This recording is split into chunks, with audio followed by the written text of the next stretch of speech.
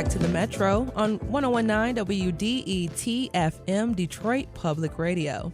I'm Tia Graham. Now, when was the last time you used the library for something other than the basics? You know, the essentials, checking out a book, using the internet for work, or attending a talk by a guest speaker. These are services most people have come to expect from their library. But if you only go for the essentials, you are just scratching the surface of all the tools and resources the library has to offer. Maybe you need to borrow a laptop, or you want guidance on trends in the stock market.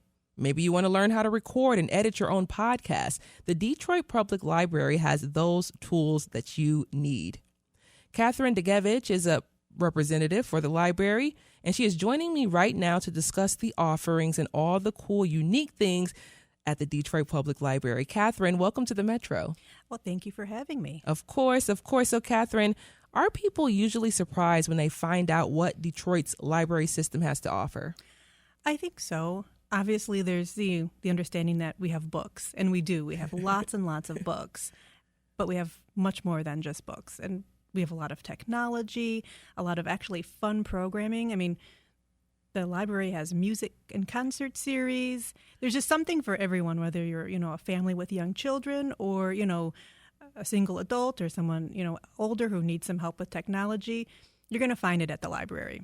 So true. So sometimes the library may not carry a particular book or whatnot. What happens then? Can residents recommend books for the library to acquire? Sure. You can always check in with your librarian and say, I'm looking for this. The great thing about the Detroit Public Library is that we're not just the main library on Woodward. We're a network of 21 branches across the whole city. And so if your location might not have it, chances are maybe one of the other branches will, and you can put an order in and they'll send it right to your location. We also have the mobile library that goes around and visits the community. You can have the book sent there and pick it up where it's closest to you. And also, if you're not really a physical book person, we have a huge amount of ebooks and audiobooks that you can just download to your Kindle or your personal tablet or your phone, and you don't have to actually go to the library to check it out. You'll download it, and when it's due, it kind of disappears, and you've been able to read it digitally. Kathryn, I do want to stick with the mobile library. That's the one thing that I grew up with, seeing that mobile library go around, and it went away for a little bit, but then it returned recently. Can you talk about the return of the mobile library and some of the cool, unique things you all have been able to do in the community? Sure. Well, it never actually went away, but we have gotten a new fancier one. And instead of calling it a bookmobile, we call it a mobile library because it's actually like a branch, but on wheels at this point.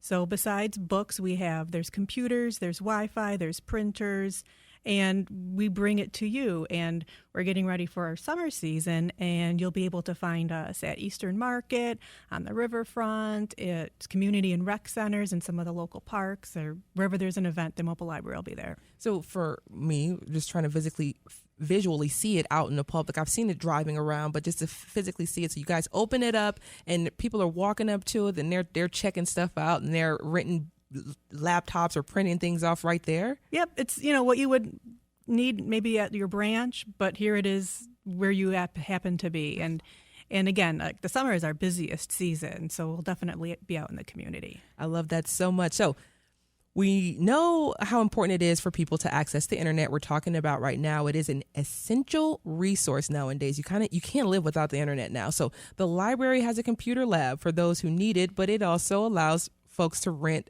laptops and to use Wi-Fi. Why was it so important for the library to be a part of the transition into the digital age, I guess you can say, but the importance of that? Well, the library has always provided, computers and internet in its physical locations. Mm-hmm. And then during the pandemic, when all of our doors were closed, we realized that our customers no longer had that access to technology. So we now offer laptops and hotspots to go. So a customer can put in a request, and then they'll be able to check out a laptop or a hotspot or both and be able to use them at home. So they're not necessarily physically dependent on always being in the library. They can take their work home with them and work on it. Yeah, yes, I love that, especially for young kids or parents who may not have access to it or could afford it. They have a way to use internet and access a laptop. I love it. So how can a person rent a laptop if they're listening right now? What's the protocol for that? Well, you can go onto our website, or you can call the main line, and then they'll transfer you to the correct department. They'll have you most likely be put in a queue because there is a wait list. And then once the laptop becomes available, you'll be called to pick it up. And what kind of laptops are we talking about here? Oh, just nice laptops. Just nice laptops. Yeah. I love it. In a bag. And then, especially if you ask for the Wi-Fi hotspot, you'll get that as well. And so you're going to have a computer and internet. Love it.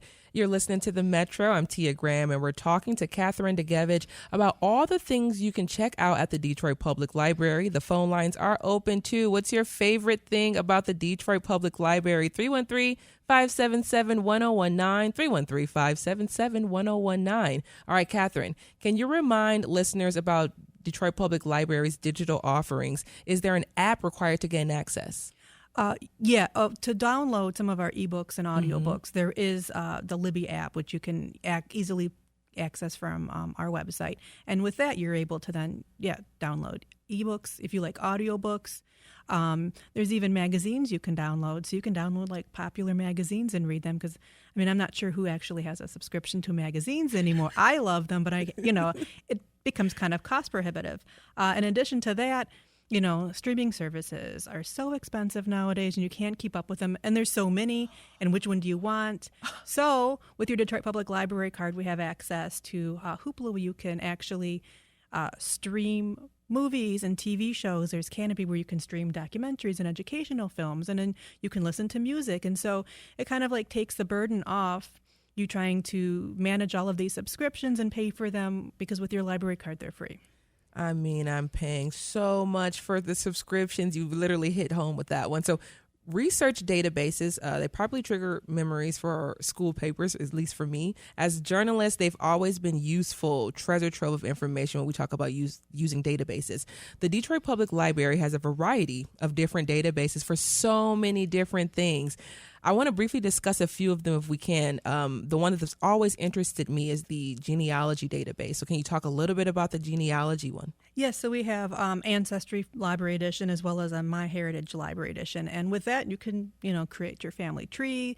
I've looked at it before where you can type in like relatives, and then you can find birth certificates, death certificates, marriage certificates. And it's just kind of like unlocking your history that you didn't really know or that none of your relatives told you about, and you kind of just start tracking, where your family is, and it's really fun and fascinating.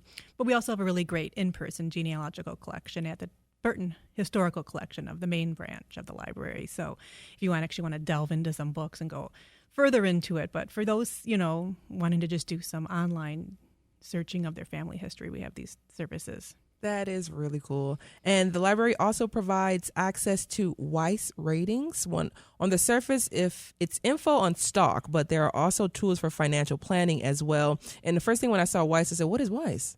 So what is Weiss?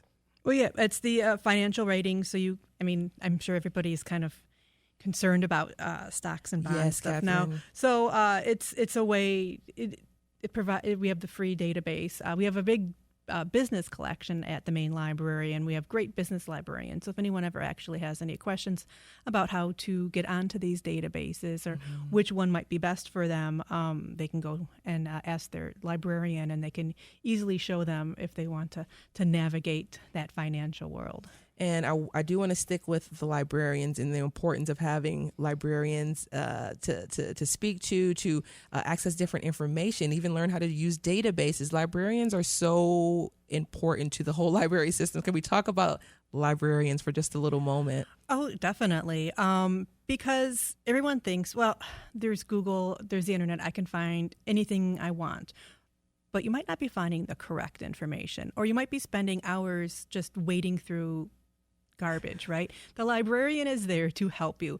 They will get you what you need, and they'll evaluate the source material and help you determine whether this is legitimate, whether this is correct information, and, just really streamline the process instead of you struggling through, thousands of results, many of which might be, AI generated. This librarian is going to tell you this is correct, this is what you're looking for. Let me help you find a better way to get the information you need. That's one of the things I love about librarians the most. They literally point you in the exact direction you need to be in for what you're asking. It's no fuss or muss. It's right there. I love that. Yeah, saves you time. It's so much time. So I think about just learning bases, not just thinking about learning the databases and all the sorts of skills as well.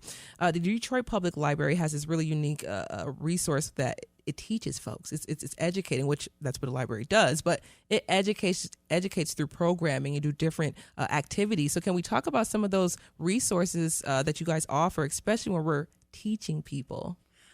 Yeah. So all of our locations have computers, and we've been doing this about a year now. We now have this TTA course catalog. So we have each location has a technology training associate who helps customers with, getting on a computer or printing. But now we're also offering either one-on-one or group help for a wide range of technology. So whether it's just getting on the internet or trying to create an email to delving into some of the Microsoft Office products like Word or, Excel, or resume help or job searching. There's each location has a wide range of classes, and we have this course catalog that you can pick up at any of your local branches to find, what you might need help with and where you can find the help. And, before I do let you go, we get down to the end of the conversation, there are Earth Day events that are happening with the Detroit Public Library, because I thought it's Earth Day and I know Detroit Public Library is doing just something. So do you all have any offerings, and what are you offering? There were some, unfortunately, this weekend that passed, but today there is a Earth Day craft this evening at our Campbell branch in Southwest Detroit. And if you go to the Jefferson branch, this evening, that's on East Warren and East Outer Drive. They're doing planting, where you can get your hands dirty and plant some seeds. All of our programs are on our website. So if you visit our website, you can see the hundreds and hundreds of programs we offer each and every month at each location across the city. So amazing. Kathryn Dowgiewicz is from the Detroit Public Library. Kathryn, thank you so much for joining us on the Metro and letting us know all the cool offerings that are at the Detroit Public Library. Well, thank you very much.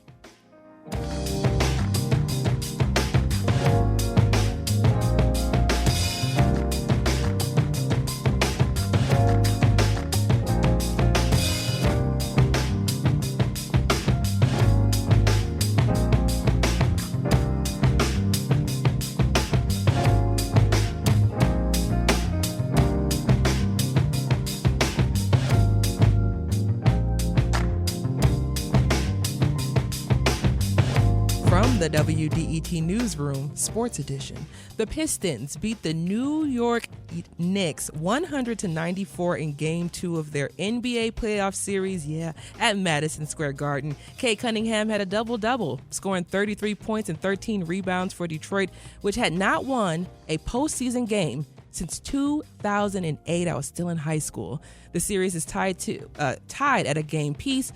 And Game 3 is this Thursday night at Little Caesars Arena. I cannot wait for that game. And in baseball, the Tigers defeated the San Diego Padres 6-4 at Comerica Park. We had two Tigers that had 3 hits each, which is tied with the New York Yankees right now for the best record in the American League. So we're looking at some really good Detroit sports going into April, headed into May. I'm super excited about that. In news, DDOT is expanding service by offering longer weekend hours on 17 routes and increasing the frequency of buses arriving on 13 routes. It's also getting 45 new buses this year. Coming up, 2 weeks ago, the Michigan Supreme Court banned mandatory life sentences for 19 and 20-year-olds convicted of murder. We'll hear about what that means and what it would look like if our criminal justice system held people accountable in a way that gave more weight to rehabilitation. We also want to hear from you. Do you know people who've been impacted by our criminal justice system? Did they receive the support and accountability needed to change their behavior? Or were they made worse by the system? The number is 313-577-1019. Stay right there on the Metro. We will be right back.